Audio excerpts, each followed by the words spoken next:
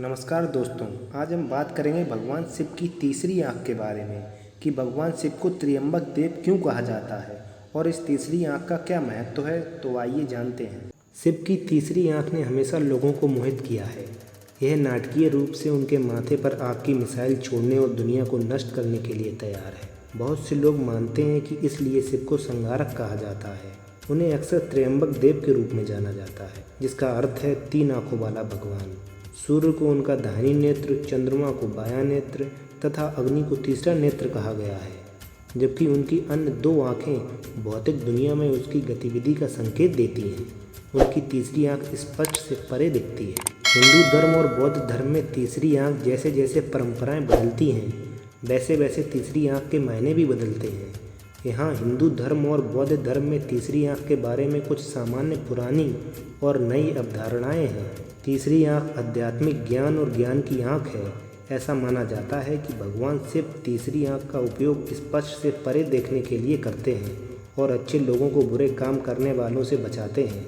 तीसरी आँख खुलते ही सभी बुराई और अज्ञान गायब हो जाते हैं। बुद्ध की उच्च चेतना की तीसरी आँख बौद्ध धर्म में तीसरी आँख चेतना की आँख को संदर्भित करती है, जो अनुयायियों को उनकी भौतिक आँखों से परे दुनिया को देखने के लिए कहती है। यह लोगों को दुनिया को अपने दिमाग से देखने की सलाह देता है। कुछ पूर्वी और पश्चिमी आध्यात्मिक परंपराओं में तीसरी आँख वह द्वार है जो अनुयायियों को आंतरिक लोकों और उच्च चेतना के स्थानों तक ले जाती है।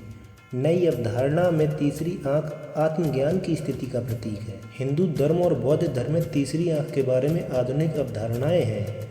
आधुनिक अध्यात्म के अनुसार तीसरी आँख आत्मज्ञान का प्रतीक है। इसे अक्सर ज्ञानाकाशु ज्ञान की आँख के रूप में जाना जाता है। भारतीय और पूर्वी एशियाई आइकनोग्राफी में तीसरी आँख अजना चक्र या छठा चक्र है। इसे ब्रो चक्र या ब्रो सेंटर के रूप में भी जाना जाता है। तीसरी आँख या बुद्ध की आँख या बौद्ध धर्म में कलश शिव या बुद्ध के देवताओं में माथे पर एक बिंदी या निशान द्वारा दर्शाया गया है। तीसरी आँख का संबंध शिव के क्रोध से नहीं। कई लोगों का मानना है कि यह आँख तब खुलती है जब शिव नाराज होते हैं। आमतौर पर शिव की पवित्र विद्या पर आधारित आधुनिक नृत्य बैले में अक्सर ढोल धड़कते हुए मिलते हैं और शिव की भूमिका निभाने वाले अभिनेता को जमकर नृत्य करते हुए ऊर्जावान रूप से मंच के चारों ओर जाकर अपनी पत्नी सती की मृत्यु पर शिव के क्रोध और दुख को व्यक्त करते हुए उन्हें धमकी देते हुए सब नष्ट करो, अपनी तीसरी आँख खोलकर, जब तक कि सभी देवता उसे प्रणाम न करें, उसकी महिमा के गीत गाएं और उसे शांत होने की विनती करें। लेकिन शिव की विद्या पढ़ने से कुछ और ही पता चलता है। हाँ, शिव क्रोधित होते हैं जब उनकी पत्नी सती खुद को मार डालती हैं। कहानी यह है कि सती अपने पिता दक्ष की इच्छा के विरुद्ध शिव से विवाह करती हैं, जो चाहते हैं कि ये बेटी एक तपस्वी के बजाय एक देव या भगवान से विवाह करे। प्रतिशोध में दक्ष एक अग्नि यज्ञ या यज्ञ का आयोजन करता है और शिव को छोड़कर अपने सभी दामादों को अनुष्ठान में भाग लेने के लिए आमंत्रित करता है। अपने पति के बहिष्कार से क्रोधित सती बलि परिसर में भागती हैं और अपने पिता का सामना करती हैं, जो सभी इकट्ठे मेहमानों के सामने शिव के तपस्वी तरीकों का मजाक उड़ाते हैं। इस सार्वजनिक अपमान को सहन करने में असमर्थ सती ने बलि की आग में छलांग लगाकर खुद को मार डाला, जिससे अनुष्ठान स्थान प्रदूषित हो गया और यज्ञ को रोक दिया गया। जब शिव को इस घटना के बारे में पता चलता है तो उन्हें गहरे क्रोध और दुख का अनुभव होता है। अपनी सामान्य शांत उदासीनता को दूर करते हुए वह एक भयंकर योद्धा वीरभद्र में बदल जाता है और उन सभी पर हमला करता है जो सती की मृत्यु के मूक गवाह थे। वह तभी रुकता है जब दक्ष का सिर काट दिया जाता है, लेकिन प्रतिशोध दुख को दूर नहीं करता है। सती के बाद शिव तब दुनिया भर में सती की लाश के जले हुए अवशेषों को ले जाते हैं। उनकी आंखों से आंसू बहते हैं, वे कराहते हैं। उन्हें सुनने वाले सभी उनके दर्द की गहराइयों को महसूस करते हैं, इस डर से कि शिव के दुख से दुनिया की भलाई को खतरा है। विष्णु ने सती की लाश को टुकड़ों में काटकर नष्ट कर दिया। शरीर के चले जाने से शिव अपने दुख को दूर करने में सक्षम है। अपने तपस्वी स्वभाव को ध्यान में रखते हुए वह हिमालय की एक गुफा में वापस आ जाता है। अपने आप को सभी क्रोध और दर्द से मुक्त कर लेते हैं। सांसारिक सभी चीज़ों को अस्वीकार कर देता है। तीसरी आँख का कोई उल्लेख नहीं। कहानी रोमांस और प्रतिशोध से भरी एक दिव्य सोप ओपेरा की तरह लगती है और इसे लोक रंगमंच और बॉलीवुड पौराणिक कथाओं में चित्रित किया गया है।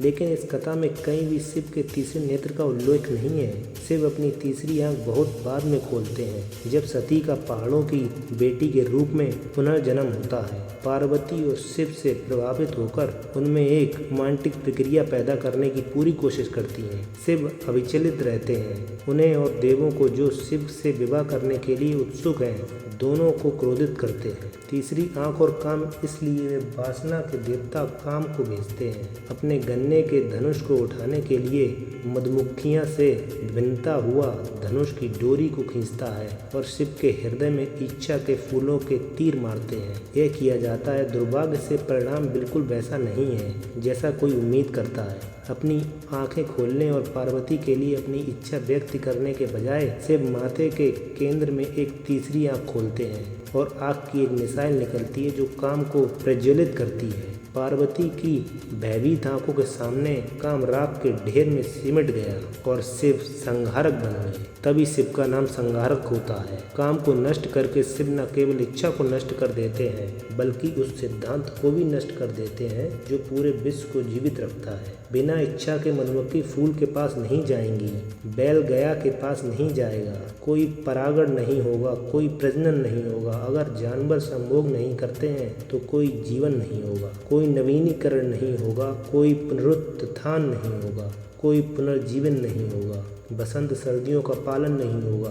दुनिया एक बंजर भूमि में बदल जाएगी। पार्वती और शिव यह जानकर कि शिव वासना का जवाब नहीं देंगे, देवता असमंजस में हैं। वे काम को कैसे पुनर्जीवित करते हैं। वे पार्वती की ओर मुड़ते हैं जो कोई साधारण लड़की नहीं है। वे माँ देवी हैं, शक्ति स्वयं शिव की स्त्री प्रतिरूप। जो कुछ भी वे हैं उसकी पूरक है। दक्षिण भारतीय मंदिरों में उन्हें काम से जुड़े सभी प्रतीकों, गन्ना, धनुष, फूलदार तीर, तोते के साथ देखा जाता है।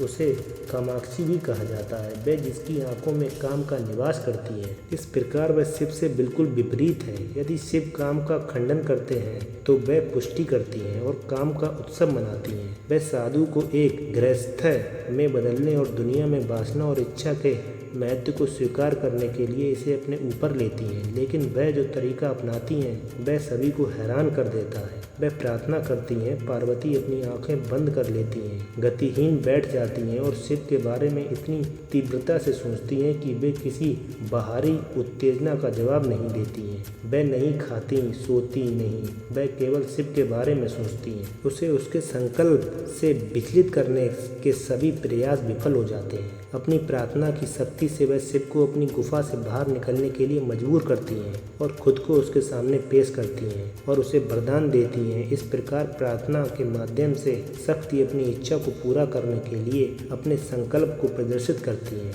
और यहाँ तक कि इच्छा के देवता के विनाशक शिव को भी समर्पण करने के लिए मजबूर किया जाता है। आप क्या चाहते हैं, वह पूछता है और वह कहती है, मैं चाहती हूँ कि तुम मेरे पति बनो। शिव के पास स्वीकार करने के अलावा कोई विकल्प नहीं था। शिव और शक्ति के विवाह का उत्सव हर कोई मनाता है। यह एक महत्वपूर्ण आध्यात्मिक घटना है जिसमें शिव जो इच्छा को अस्वीकार करता है, शक्ति इच्छा में आनंदित होने वाले से जुड़ता है। इस प्रकार उर्वरता और भौतिकवाद से विमुख मठवासी व्यवस्था को सांसारिक जीवन में उर्वरता और भौतिक वस्तुओं के महत्व को स्वीकार करने के लिए मजबूर किया जाता है। एक संतुलन बहाल हो जाता है। शिव की तीसरी आंख इच्छा की अस्वीकृति का प्रतिनिधित्व करती है। यह वह आंख है जिसने काम को मार डाला, वह सिद्धांत जो दुनिया को घुमाता है। और शिव इच्छा का त्याग क्यों करते हैं? क्योंकि उन्होंने महसूस किया कि इच्छा क्या कर सकती है। जब इच्छा की वस्तु चली जाती है तो उपहार दुख और रोष हो जाता है। इच्छा न केवल सकारात्मक भावनाओं को उद्घाटित करती है, यह नकारात्मक भावनाओं को भी उद्घाटित करती है। इसलिए शिव इससे दूर भागते हैं, ठंडे पहाड़ों को प्राथमिकता देते हैं जो उत्थान की स्थिति का प्रतिनिधित्व करते हैं। भावनाओं का कोई कोलाहल नहीं, बस आनंद है। हालांकि उत्तेजित शक्ति अकेले ही समझती है कि उसका महान साधु पति एक गृहस्थ होने के अधिकारों और कर्तव्यों की सराहना करने में असमर्थ है। इसलिए केवल वही उसकी पत्नी के रूप में प्रबंधन कर सकती हैं, धीरे धीरे उसे सांसारिक तरीकों से परिचित करा सकती हैं। एक दिन खेल की भावना में पार्वती ने शिव की दो सामान्य आंखें बंद कर दी।